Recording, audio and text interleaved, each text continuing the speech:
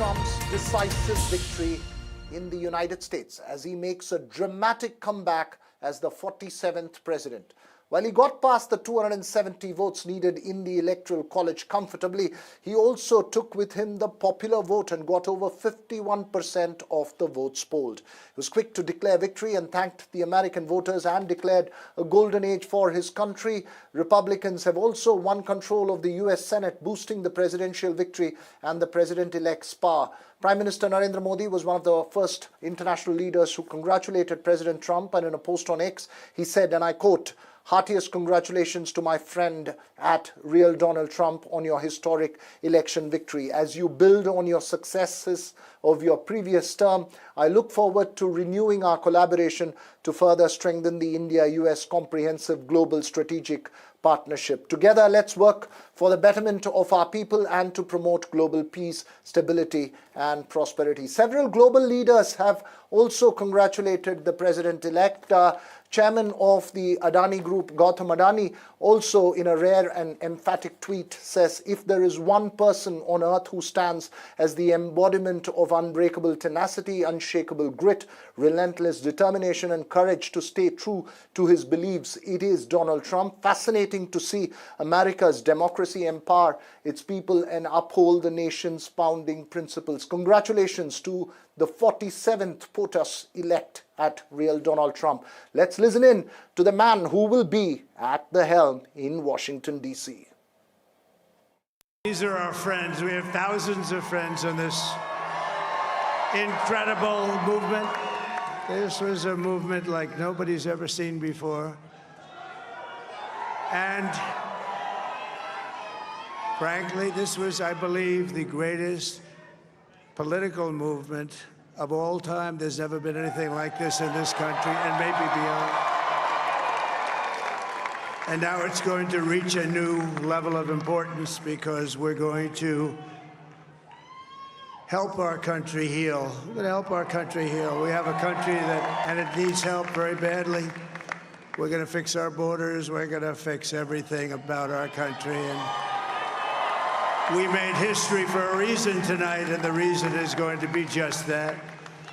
We overcame obstacles that nobody thought possible, and it is now clear that we've achieved the most incredible political thing. Look what happened. Is this crazy? President Trump may be more articulate and expressive in that regard, but the reality is, after all, it was President Biden who, for example, withdrew from Afghanistan. It was President Obama who said that, he would be very cautious about committing American troops to any future conflict. What does Trump's win mean for India and to India's startup tech ecosystem, remember, which is heavily connected to the United States, both in terms of businesses and people ties and also psychologically? Joining me, some fine Bengalurian startup voices who, if I can say, dare say in jest, follow the US elections and the Bay Area closer than the realities of Baitra and Pura in Bengaluru, where many of them live. Well, we hope to be joined in a bit by Madan Padaki of Thai Bengaluru, but Shrikant Iyer, CEO of Home Lane, and Geeta Ramanan, CEO and co-founder of Design Cafe, join us here on the show for the moment. Shrikant Iyer, most of you have lived several years in the United States, perhaps relate very closely to that country there. What does this really mean, both from a business point of view as well as to the startup psyche and ecosystem here in Bengaluru and perhaps in the rest of India? Hey, thanks for having me on the show, Veera. Always glad to be here. By the way, I've never lived in the US, only visited it, thankfully. So I've kind of saved myself. But to answer your question, I think it's going to be a mixed bag for Indians and startups in particular. As you probably know, the markets are already on the upswing, and they have reacted very positively to Trump winning. So that's a big positive. I also see a lot of positives on the manufacturing side in case Trump acts a little more decisively against China. and kind of tries to clip its wings as far as manufacturing is concerned. We may benefit out of that in a few sectors, clearly. Chemicals is one, defense definitely, and maybe a few like that. The other one that I've been seeing, which is maybe not so much noticed, is in the last few hours, the cryptocurrencies have gone through the roof.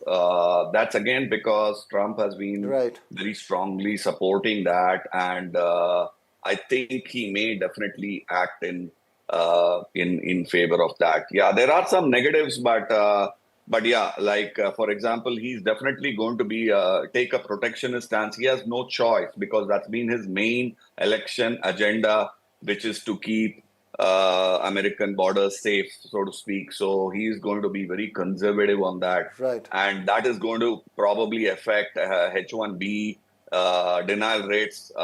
Maybe go up. Maybe unfortunate, but I Right. think that's probably one implication. So yeah, those were some of the implications that came to my mind. Right, that's very important point that you're making there. Madan Padaki, I believe, is with us right now, who is part of TIE Bengaluru, which is a global network of for the startup community. In fact, working towards having a huge conference here in Bengaluru as well. Madan, I believe we've lost the connection to Madan. We'll try and get back to Madan in a bit. But Geeta, is there a sense of disappointment that the US lost its chance to have its first Madam President from the way you see it? And from the entire ecosystem point of view, what are your thoughts?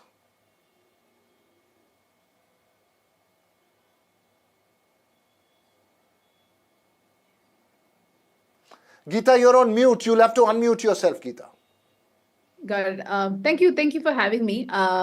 Thank you for having me here. To be honest, I don't think a lot of us were convinced that the people in the US were ready to have their first woman premier. There are so many more aspects at play, right? So more of a reality check from that point of view. But I think one of the pieces that with Trump coming back from a startup ecosystem, Trump is very vocal about being business first, about being very pro-business, right? And we are really, at least the sentiment around a lot of founders, a lot of entrepreneurs is around if that will actually unlock a lot of the regulatory work a lot of the regulatory framework that has actually kind of got choked up a bit, whether it actually reflects all the way into the startup winter that we've been having, the funding winter, is something that we'll have to see. But typically, his pro-business stance, we're all looking forward to seeing if that eases up from the VC economy, the ecosystem, all the way through trickling down to the tech ecosystem here in India, as a reflection of what happens at the Silicon Valley is one thing that I think we all have something to look forward to. Srikanth was just mentioning about Trump's also China plus one strategy, right? Which with the America First piece and to reduce the reliance on China, at least from a short term, there are several founders I know who are looking forward to the kind of opportunities that should come their way, especially in the manufacturing sector. A lot more also in the chemical sector, but it's not an area of my own expertise, but it is definitely something we have been having a lot of conversations about. One other contrarian... So all kinds of conversations going on in the startup section. What you're saying, important points that you guys are raising in terms of sectors as well. We'll have deeper debates, but largely to understand the psyche, Madan, I believe we can get through to you as well. How much of an impact does it actually make? How much of a difference does it actually make?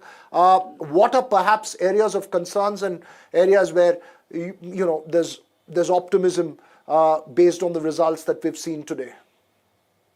Thank you, Veera. Glad to be here. See, my sense is that, well, there are pros and cons. I believe that India is too large to be ignored. And everybody has to join the party here, the entrepreneurship party, the surge that we are seeing in entrepreneurship that's happening here in this part of the world it cannot be ignored by any administration. When I was in the US a couple of months ago, meeting with a variety of our Thai chapters across, the interest that US has in India is only increasing. There's so much of conversations happening around on the Indo-US corridor.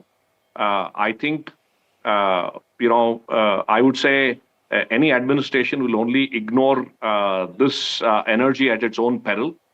My sense is that with Trump, who's been pro-business, to Shrikant's point as well, I think we will see an upsurge in activity. In fact, in 30 days from now, we are hosting the Thai Global Summit. And the amount of interest that we've got from chapters and entrepreneurs and investors from the US to come into Bangalore to interact with our entrepreneurs to understand what's happening here has been quite palpable. And I am continue to be super excited about the possibilities along this corridor. Right. When you say that, Madan, because Shrikant at the outset, sort of flagged the potential protectionist worries as well. Given the global economic situation, and first to you, Shrikant, given the global economic situation, what would be the key markers that you would look at in terms of policy from the US? Some things that, from India, from the startup ecosystem in India for venture capitalists who are potentially looking at investments from the US, what would be the key markers that they would be looking at in the next, let's say, coming weeks? So I think that the inflow into India is going to be less restricted, frankly. I am actually, the only thing I'm worried about is Trump's policy towards people coming into the US and working there. So that protectionist policy is something that he's very openly stated, and knowing and having seen Trump over the last term, he has no choice but to follow up. I would even go to say that has been his main election agenda this time. So he has no way of backing off from that. And knowing him, he will not back off also. So I think that is the big worry. After all, IT and IT services are a big part of our export revenue that we get from the US. And if things were to roll back in terms of H-1Bs and some of the other visa categories where denials are going to go up, then that can affect revenues to some extent. So that's my biggest worry. So that's a key area. Everything else is okay. That's the key area according to me. That's a key area that you're looking at. Just to lighten the conversation a bit, Madan, when I started, I said perhaps the resonance and connection with Bay Area is much more than Baitrayanpura for the Bengalurian startup thing. Is that still a reality, or is the US election just an academic pursuit for those here? First to you and then to Geeta. Very quickly, has that psyche changed? Is that an old stereotype that we think of, or is it real? No, I think it is changing, Veera. Of course, there's a huge amount of engagement still happening with the Bay Area and Bengaluru. But I would think that, especially with what I call as democratization of entrepreneurship and technology happening in Bengaluru and in India, I think we are seeing a lot more startups that are trying to solve more of the local problems and building products from here that can take any shape and form in the global south, right, as an overarching direction that I'm seeing. So while US will continue to play and the Bay Area Bangalore corridor will continue to play a significant role, I see that we are not going to be over dependent on that, but we're going to see a lot of strengthening of the entrepreneurial ecosystem here rather than just be dependent only on the US. Okay. From Baitrayanpura to Bay Area. Geeta, your last, give you the final word on this. What's something that you would look at very closely now in the next coming weeks? Right. So I think actually it's not just an academic interest, right? A lot of larger trends in the US do play out here and are reflected very closely in the startup ecosystem. Like a couple of us were actually joking that and we're seeing that, the H-1B visas the numbers would come down quite dramatically. It might just mean that we have access to a lot more top tier tech talent here for us to build out for the world, right? So, I mean, at the end of the day, I think we have made great strides in the last couple of decades. India is too large to really ignore or to be shut out, and neither will we be. India is ready to take on its share of, what we need to do at a global stage, and too big to ignore, really. So, I think it's what we're going to make out of it. There are going to be both challenges and opportunities. And today's entrepreneurs are, I think, not just excited, but then waiting for every aspect that could come their way. Right, that's interesting that you say that. The many US citizens as well, remember, in cities like Bengaluru and Chennai, who've cast their vote through ballots for these elections. We'll keep a close watch on how that presidency evolves over the next few weeks, next few months, and then we'll look at how the startup ecosystem as well reacts to several of the things that are coming up. But thanks to all three of you for joining in on this conversation. Of course, we'll have our special focus on the finer points and the political details of that enormous verdict in the United States. That's all we have time for on the Southern View this evening. News and updates continue right here on NDTV. Thanks for watching.